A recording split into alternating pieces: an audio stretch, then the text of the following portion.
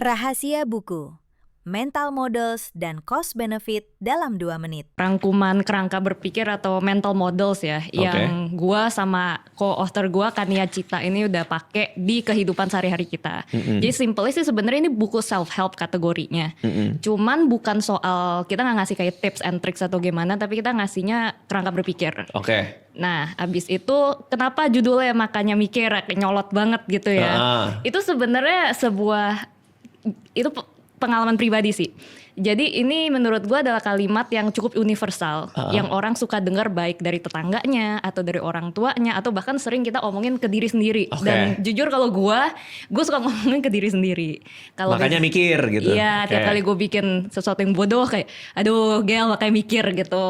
Kania suka dikatain gitu sama Sabda katanya. Kalau dia bikin kesalahan yang bodoh dia kayak makanya mikir gitu. Nah jadi ini sangat akrab sama kita lah kalimat itu. Jadi bukannya kita kayak paling pinter nih jadi nulis buku ini, enggak, justru karena kita banyak banget ngalamin kebodohan yang akhirnya kita kayak aduh kayaknya harus begini nih biar gak keulang lagi gitu. Nah dari kalimat-kalimat itu ternyata banyak yang relate juga pas kita survei ke followers kita.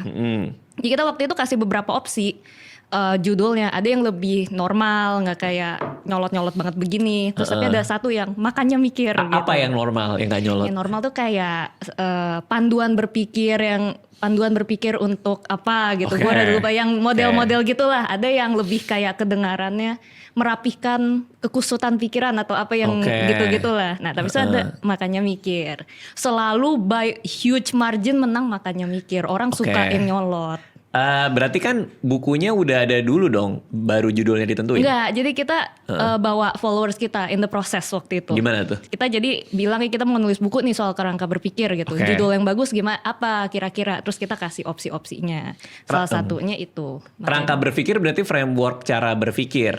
Supaya keputusan-keputusan yang kita ambil nggak salah apa gimana tuh maksudnya? Iya, supaya bisa mengoptimalkan pilihan sih. Jadi sebenarnya origin story buku ini juga karena gue makanya suka dapat DM dari orang.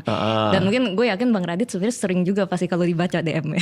Jarang baca lagi, tapi ya kalau lagi buka sih pasti ada aja yang aneh-aneh. Dan pasti nanya kayak, Kak suka curhat gitu, kayak Kak aku begini gini, terus akhirnya menurut Kakak mending yang mana gitu, atau kayak Kak aku pilih aku mau pacaran sama yang mana nih lebih oke. Terus pernah tuh